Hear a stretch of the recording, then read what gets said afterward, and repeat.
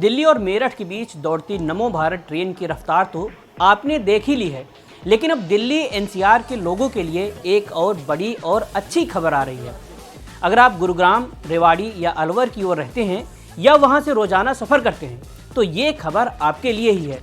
Delhi Meerut corridor की कामयाबी के बाद अब सरकार एक ऐसे मेगा प्रोजेक्ट पर काम शुरू करने जा रही है जो दिल्ली को सीधे राजस्थान के अलवर से जोड़ेगा। यहाँ पर अब सवाल बनता है कि ये नया रूट दिल्ली मेरठ कॉरिडोर से कितना अलग होगा। तो आपको बता दें कि ये रूट दिल्ली मेरठ कॉरिडोर से सिर्फ अलग ही नहीं बल्कि उससे दोगुने से भी ज़्यादा बड़ा होने वाला है। दिल्ली मेरठ कॉरिडोर जहाँ करीब 82 किलोमीटर लंबा है, वहीं दिल्ली एसएनबी अलवर कॉरिडोर की लंबाई लगभग 199 किलोमीटर होगी। यानी रफ्तार का एक ऐसा नेटवर्क जो दिल्ली, हरियाणा और राजस्थान की दूरियों को खत्म कर देगा। अब बात करते हैं उस रूट की जहां ये नमो भारत ट्रेनें अपनी रफ्तार का जादू दिखाएंगी। तो ये पूरा कॉरिडोर दिल्ली से शुरू होकर के गुरुग्राम, धारूखेड़ा और रेवाड़ी होते हुए राजस्थान के अलवर तक जाएगा। इसीलिए इसे Delhi SNB Alwar RRTS corridor का नाम दिया गया है। एसएनबी का मतलब है शाहजहांपुर, नीमराना, बहरोड। इस रूट पर ट्रेनें 160 किलोमीटर प्रति घंटा की मैक्सिमम स्पीड से दौड़ेंगी, जिससे घंटों का सफर मिनटों में सिमट जाएगा। इस विशाल प्रोजेक्ट को 3 चरणों में पूरा किया जाएगा। पहले फेज में दिल्ली से धारूहेड़ा का काम होगा, जो करीब 70 किलोमीटर लंबा हिस्सा है और इसमें 13 स्टेशन होंगे।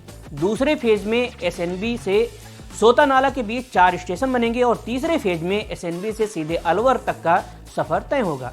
सबसे दिलचस्प बात यह है कि दिल्ली से गुरुग्राम के बीच ये कॉरिडोर नेशनल हाईवे 48 यानी NH48 के बिल्कुल समानांतर चलेगा। यानी हाईवे पर चल रहे लोग ऊपर से गुजरती हाई स्पीड ट्रेन को देख सकेंगे।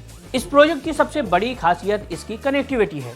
ये rapid rail network Delhi airport को सीधे नमो भारत की रफ्तार से जोड़ देगा। गुरुग्राम के साइबर सिटी, इफ्को चौक, राजीव चौक और हीरो होंडा चौक जैसे प्रमुख इलाकों में इसके स्टेशन होंगे, जिससे गुरुग्राम में काम करने वाले लाखों प्रोफेशनल्स की लाइफ पूरी तरह बदल जाएगी। अब सवाल आता है पैसे का। तो इस पूरे प्रोजेक्ट का करीब 37,000 करोड़ रुपए खर्च होने का अनुमान है।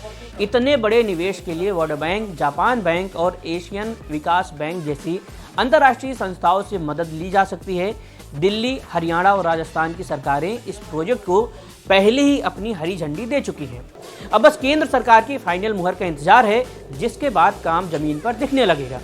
अब सबसे जरूरी बात ये कि इस ट्रेन के शुरू होने से आम आदमी को क्या फायदा होगा। आंकड़ों की माने तो साल 2030 तक इस रूट पर हर दिन करीब 8.5 लाख यात्री सफर करेंगे। ये सिर्फ एक ट्रेन नहीं बल्कि आर्थिक तरक्की का इंजन साबित होगा।